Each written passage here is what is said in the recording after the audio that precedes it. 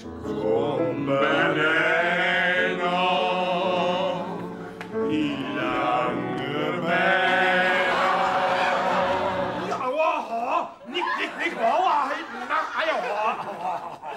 Vi to sejler os to. Lille Gysse og store sømand så stærk. Det er garanteret dig, dit svinfar, der har hugget den.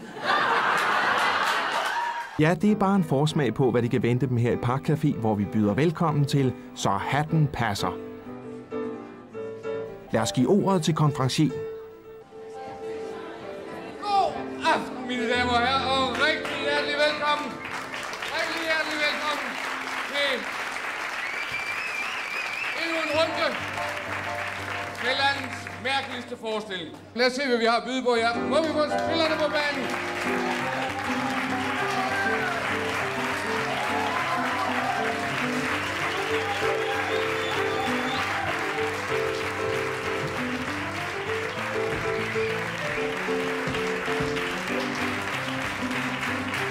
Som I kan se, er det jo et rasende uinteressant hold, jeg har at byde på her.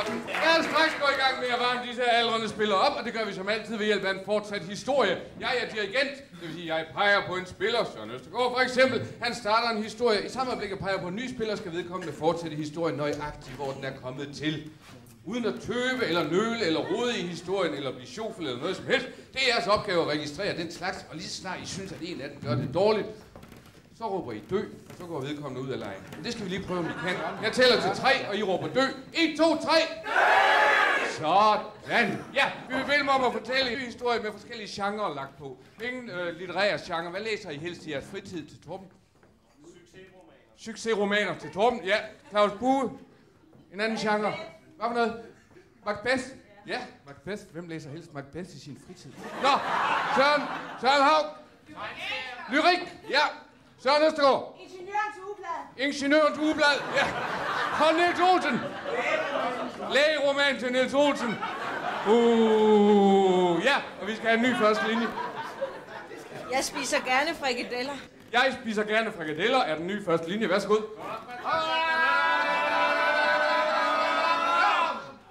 Jeg spiser gerne frikadeller i min pokkerspause, sagde overlægen og kiggede sødt over på sygeplejerske fru Nikolajsen, der sad overfor. Han kom lidt nærmere, sagde han. Må jeg sige deres hånd? Var det dog yndige? Var det dog nogle dejlige negle, de har, fru Nikolajsen? Hvor store er de i kvadratmeter omfang?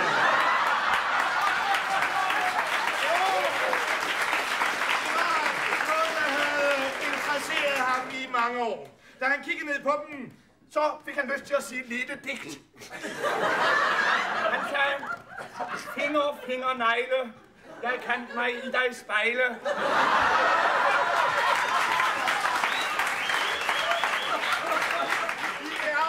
I er så røde og smukke, at jeg næsten døde.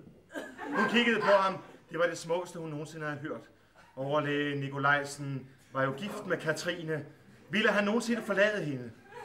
Hun kiggede længselsfuldt på hænderne igen, opdagede, at det var jo blod. Det var blod, hun havde på hænderne. Det er blod! Det er blod, sagde han. Gå ud og hvad sagde? Jeg har prøvet, sagde hun. Jeg kan ikke få det af. Hvordan kan jeg få blod? Nej, uden at have en klud til det. Prøv dog! Så prøv dog uden klud eller med klud. Jeg er skide skingerne ligeglad, sagde den kollegiske overlæge. Det her skulle ende med et godt forhold. Ja, og dårlig genre, gå din vej. Det er ikke nogen succes. Dårlig blod! Du kunne jo prøve, sagde han så, og gå over efter et stykke sæbe.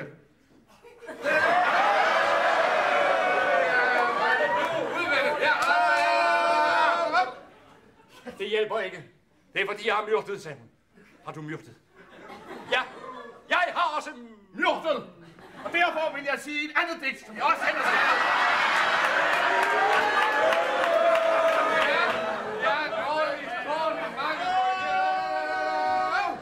I det samme, der hæver overlægen en arbejdstegning frem.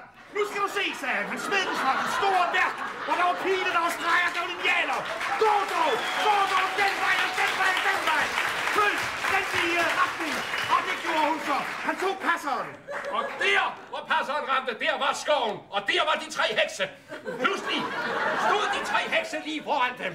Og de sagde det digt, som han længe havde ville fortælle hende. 3 Men tak alligevel til spillerne for et tappert forsøg på at gennemføre en svær titel. Min far pissede på den kamel, jeg sad på i Marokko. Ja, en interessant tid. Min far pissede på den kamel, jeg sad på i Marokko.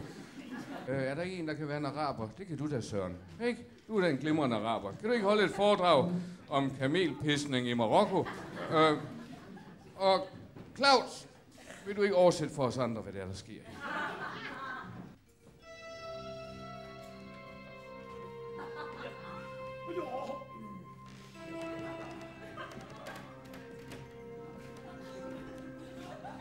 Ja. Nu vil jeg gerne bede jer alle sammen byde hjertelig velkommen til Ahmed Al-Hassan.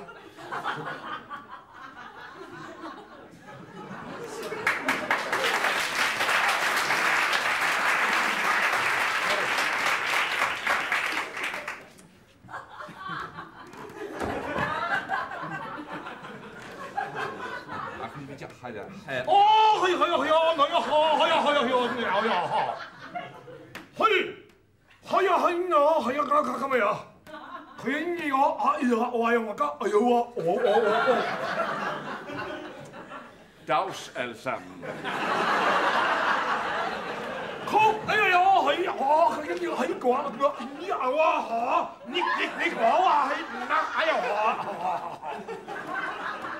Jeg har lært kamelpisning af min egen far. Og mor. Og mine 3 ældre brødre.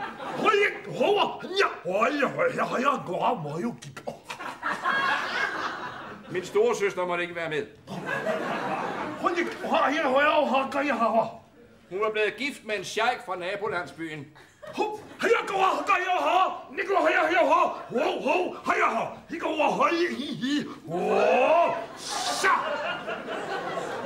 Og han ville ikke have det svineri. Ja, tak!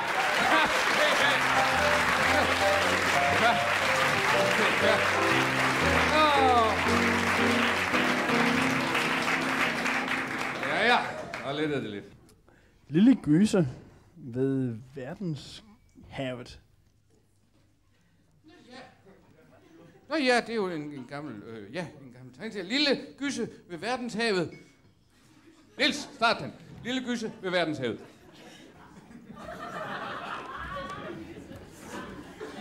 Hvad skal man lave sådan en dag? Jeg tror, jeg går ned til havet.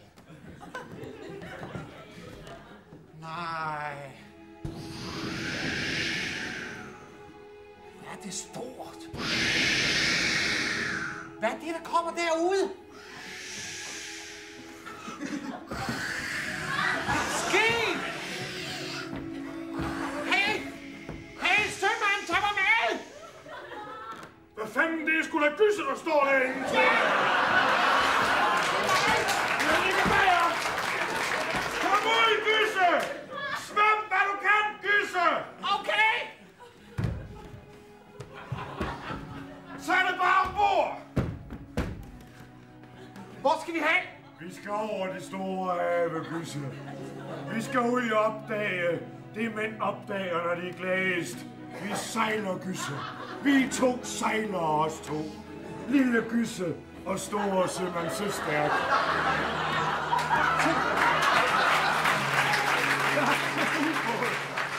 Ja, tak. Jeg tror, vi skal standse den her. Det bliver jo ikke til noget alligevel, jo, men en tapper ubåd, som set før. Hvad laver du med fars tøjklemmer? Ja. Interessant. Torben, start den. Den hedder, hvad laver du med fars tøjklemmer? Værsgo. Mens Torben gør sig klar, det kan tage lidt tid, kunne jeg godt tænke mig at få nogle følelser fra jer, så vi kan lægge nogle følelser ned over den her scene. Er der nogen iblandt jer, der kender nogle følelser? Begær. Begær.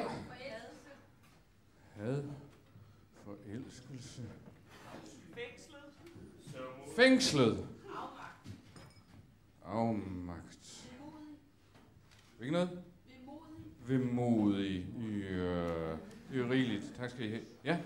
Værsgo, start scenen, Torben, så smider jeg nogle følelser ind til jer, som jeg vil bede om at prøve at motivere i scenen.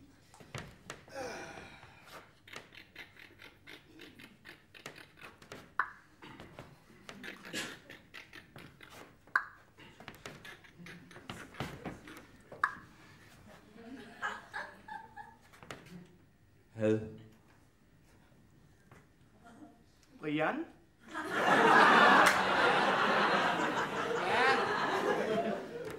Brian, gider du lige kigge ind på biblioteket til far? Jeg står lige her ved siden af. Brian, hvad har du lavet med fars yndlingstøjklemme?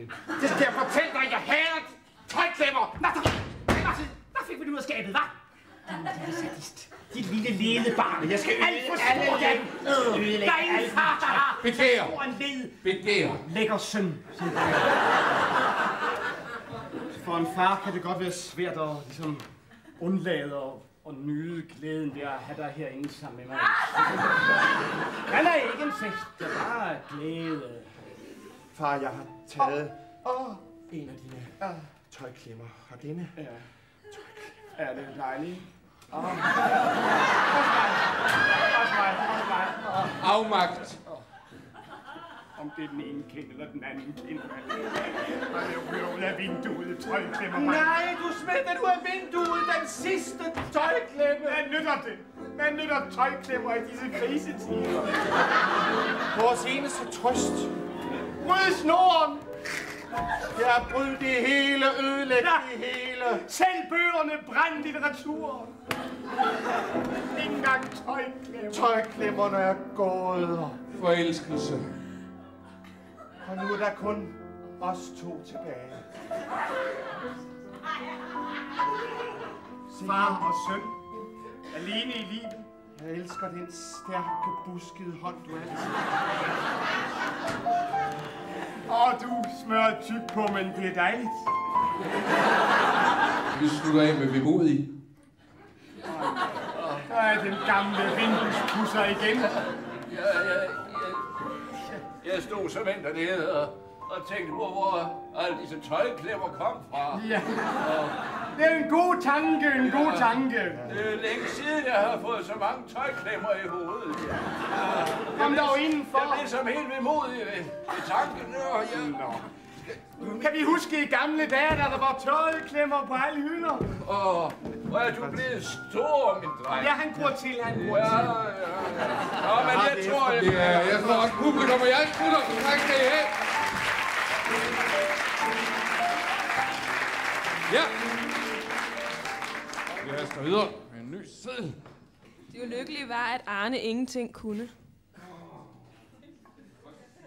Det ulykkelige var, at Arne ingenting kunne. Søren Haug, start den.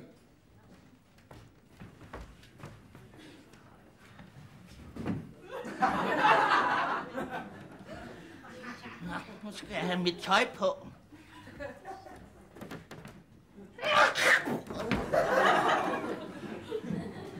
Det gik med stykker. Telefon. Hallo? Nå, det er ikke nogen telefon.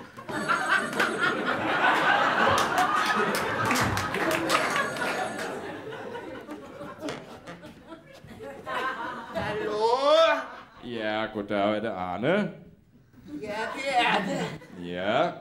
Kan du lige smutte ned i forretningen og hente de her bøger? Ja, det kan jeg godt. Er du sikker på det, Arne? Ja, det er næsten. Nu er jeg her.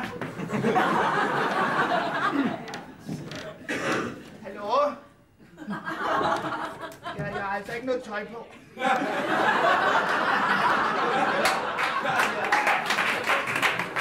Jeg ved ikke, hvordan man tager tøj på. Nej, men du er kommet hurtigt, Arne. Det var dygtigt. Kan du se her? Jeg kommer altid hurtigt. Ja, de her bøger, det er nogen, din mor har bestilt. Kan du bære dem op til hende?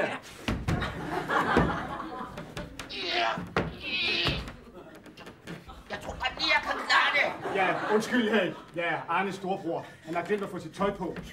Heller lige. Ja. Jeg kunne da lige gider at holde det her kæde. Jeg tror snart, at jeg kan holde det her. Sådan, Arne. Klar dig nu selv, ikke, Arne? Jo. Det er vel ikke sådan, at du lige kunne hjælpe Arne. Jeg tror, han har det svært ved. Det er nogle bøger om børneopdragelse. Jeg ved ikke, om det var nogen, hans mor havde bestilt. Jo, altså, Arne, tag nu sammen. Sammen benene. Jo. Sammen benene. Det kan du. Du kan godt sammen benene. Jeg gør det sammen helt Arne. Gider du lige holde telefonen? Arne. Arne, det her er ikke en telefon. Det er ikke en telefon, Arne. Vel, det er et par briller. Ja, tak. Ja. Nu var det afsluttet. Gud. Jeg vil godt lige lave en mime. Jeg har lyst til at se en mime nu. Niels, kan du ikke lave en mime? Giv Niels en eller anden helt dagligdags foretagelse. Et eller andet, som vi foretager hver dag. Og spise en ostemad. Ja, glimrende. Niels spiser en ostemad. Torben og Søren, vil I kommentere Niels' mime? Værsgo, Niels. Du spiser en ostemad. Skal jeg bare mime en ostemad, eller hvad? Ja. Ja, god aften her i Hallen, hvor 20.000 tilskuere er samlet for at se de sidste europæiske mesterskaber i Spis en ostemad så godt og kønt som muligt. Der er virkelig spænding herinde, også af den eneste grund, at vi for første gang i 20 år har en dansker på pladsen dernede. Og jeg er så heldig at have en af vores gamle ostemadspisere ved siden af mig, som kan hjælpe mig med at kommentere. Og Carl T.H. Madsen, hvad er det, der sker dernede allerede? Ja, det han gør lige i øjeblikket, det er, han lægger lige smør til rette. Det er død vigtigt for en ordentlig ostemad, at smøret ligger lige klar. Og det ser vi nu. Jeg tror, det er en gammelost, han ligesom kører med i første omgang. Det er meget svært at starte med gammelosten. De fleste starter med sådan en god skole. Men han går lige på den, det er jeg sikker på. Ja, han lægger ud med en med kummen. Ja, det gør han lige netop. Han ligger ud, han griber fat om ostemaden i øjeblikket. Og det... Nej, hvad er det, der står der? Det er smørklatten, der er smuttet fra ham. Smørklatten er smuttet fra ham. Jeg kan se desperationen i hans øjne. Hvad gør han nu? Desperationen er stor i øjnene i øjeblikket. Da smørklatten, han råber om hjælp. Øj, hvor vil han godt have hjælp fra os. Men vi kan jo ikke hjælpe ham. Han må klare sig selv. Manden må klare sig selv. Og hvorfor må han klare sig selv? Det er der nogle helt specielle regler om, ikke sandt? Ja, det er jo også fordi, det er ganske ureglementeret. Det vil sige at møde op her med en smørost, som næsten er en smelteost. Det er aldrig set før til de her afliggende mesterskaber. Ja, men undskyld, jeg lige afbryder. Der har han jo fat i den igen, mens den russiske konkurrent prøver rent usportsligt at bryde ind. Han prøver usportsligt at komme efter klatten, men heldigvis bliver han afvist af vores danske sværvægtsup. Jo, det kører godt nu igen. Det kører rigtig godt dernede. Nu er de gamle takter, der bliver smurt, og jeg synes, der nærmer sig et nys. Er det et nys, der kan nærme sig? Det må vi ikke håbe. Nej, gud, lad det gå over. Lad det dog gå over, nyset. Det går over! Han redder det lige på stregen, kan jeg se. Hvor er det fantastisk. Det er utroligt. Ja, tak. Tak skal I have. Tak. Tak. Nydeligt arbejde. Ja. Vi haster videre med en ny seddel. Containerliv. Containerliv. Ja, hvorfor ikke? Det er en bizarre underbevidsthed, vi har med at gøre. Niels, start scenen. Og Søren Østergaard, vil du ikke være forfatter på den her scene? Se om vi kan få fortalt en historie. Containerliv. Ja, nej, jeg bruger ikke. Ja, containerliv! Jeg tror sgu, jeg vil skrive en historie, der hedder containerliv. Jeg ved ikke, hvor jeg får det fra. Ja, men så skriver vi. Tak til min medhjælper. Kajen lå stille hen. Mørket havde netop sænket sig, da Arthur berygtede fra et indre kvarter på Nørrebro kom træskende hen af kajen. Jo, han vidste godt, hvad han ville. Han så glad ud som sædvanlig. Han var en festbombe, da han der kom nønnende på sin yndlingssang. Jeg kan vel ikke gøre for jer charme. Den kendte man altid Arthur på, den sang. Han skulle hjem til sin nye villa. Den store container på hjørnet af Rifthaløen. Og den anden kaj 15. Og lige inden han skulle til at gå ind, der kom hun gående. Yvonne. Også Arthur sagde det nogle gange. Yvonne. Gentog han om og om igen. Yvonne. Da Yvonne kom, så skyndte hun sig hen til ham og råbte ind i hovedet på ham. Dav! Arthur kiggede skræmt den anden vej. Hvad var nu det? Hvad skulle han sige? Det var hans livs kærlighed. Det eneste, han kunne finde på, det var Shakespeares berømte ord, som han straks sagde til hende. Kleopatra, jeg elsker dig. Efter dette, da måtte Yvonne, hun måtte svare. Hun vidste, at Arthur var lyrisk, så hun fandt frem til Goethes berømte sætning. Og hun ville sige den på originalsproget tysk, hvilket hun gjorde. Ich liebe dich, aber doch nicht. Ja, tak. Jeg er bange for det.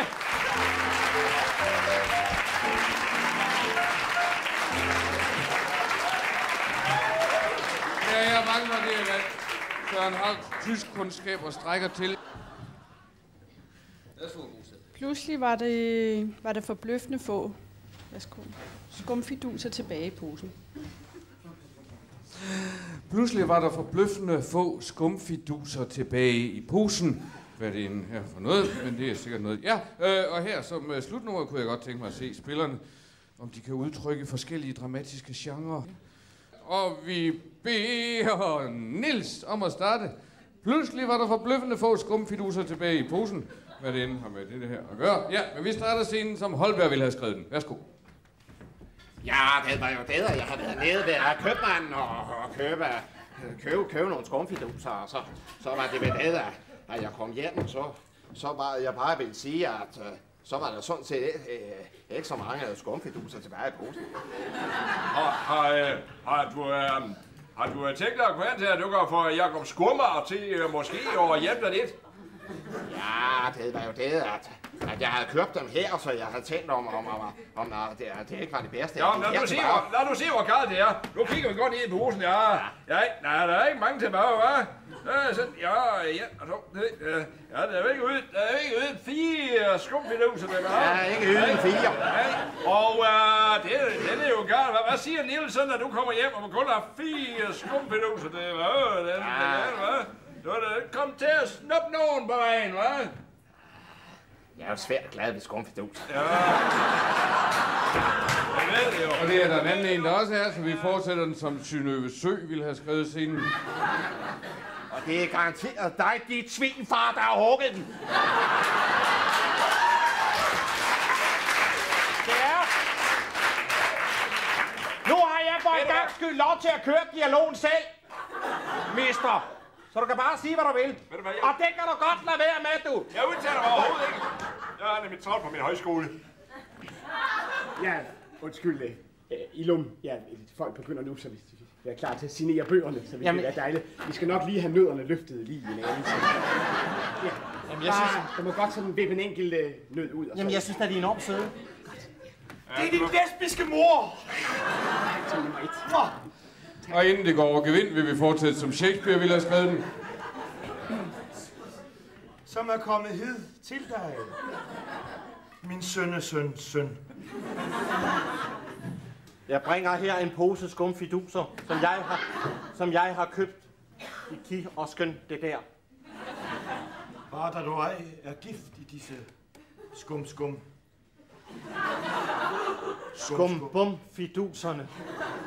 Men ræk mig der en, min ven, og jeg vil den smage og se, hvad der sker i min mave. En søn og søn, og er der søn? Er der en skum søn? Til mig, din moder syg. Og nu er jeg spændt på at se, hvad spilleren gør ved Anais Nin. Du kan tro, der er nogle skumbananer.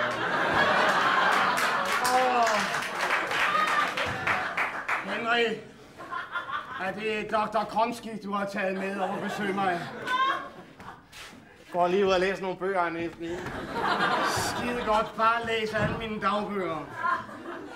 Nå, Henry, nej. Det er helt rigtigt. Bare gå til med de der skumbananer. Der var Henry. It's great stuff. Nå. Det er helt fint her, hvor alle kan se det. Og vi haster videre til Morten Korch. Ja, det er måske i den stilling, som de gerne vil se op på slottet. Nej, men den rødblissede fik mig lige på skanken. Jo, ja, men det er også det. Altså, du skal ligesom Du skal jo ligesom træde op her, og så op i stigbøjlen, ikke sandt? Ja. Så op her. Ja. Sådan der, ikke? Og det er... Men helt ærligt, Magnus. Ja, det her nu det rette stykke tøj at komme til høstfest i. Jeg føler... Pas på! Jeg er den grumme gårdskart, og nu tager jeg alle skrumbananerne. Jamen... Vi må lægge planer op. Så stiger jeg lige af den rødblise igen. Jo. Det er jo aften høstskibet, der står.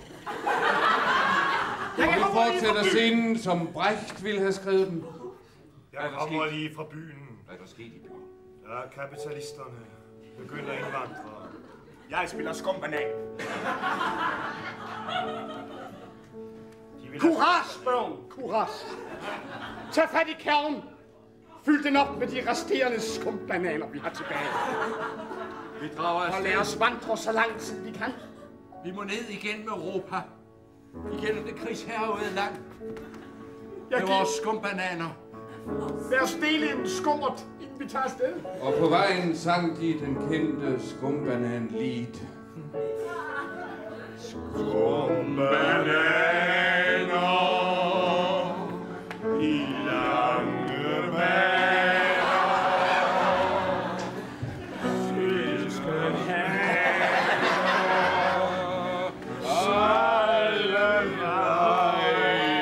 Og vi fortsætter scenen, som Lars Norén ville have skrevet den. Det er typisk, hver gang der er familiemøde, så står vi på den her måde. Stil op til fotograf. Hold din snavsede fingre fra mig. Så giv mig min skumbanan igen. Jeg har stadigvæk noget af mors ask i øret. Skal du altså have det ned på den der perfide plan? Ikke engang en skumbanan kan vi dele. Testamentet ikke engang en skumbanan. Er der nogle flere, der vil smage fars skumbanan? De gamle vittigheder har vi hørt. Fra barnsben af. Gamle, dårlige vittigheder. Hvor er whisky? Der. Drik dig ihjel. Du dør jo alligevel. Nu drikker han mors skylde. Ja. Og for en regning vil jeg godt bede om at afslutte den som børneteater. Skumbananer er giftige. Bubbe. Inde i sådan en lille skumbanan, der er der så mange små giftige ting. Ikke også? I så, hvad der skete med Torben, da han drak whiskyen. Det gør I selvfølgelig ikke, fordi I er ikke så gamle endnu. Men det er det samme, der sker med jer, når I spiser skumbananer.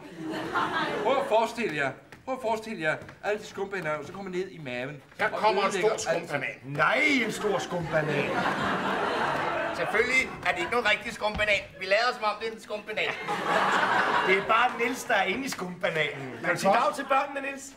Man kan også have det sjovt uden skumbananer. Man kan finde noget gammelt tøj i sin mors skab, som man kan tage på. Så skal man bare glemmer man alt om skumbananer. Ja, så skal man have en saks. Ja. Og et stykke papir. Så kan man klippe skumbananer ud. Det kan man nemlig. Det var en god idé. Og du har lavet en sang. Ja.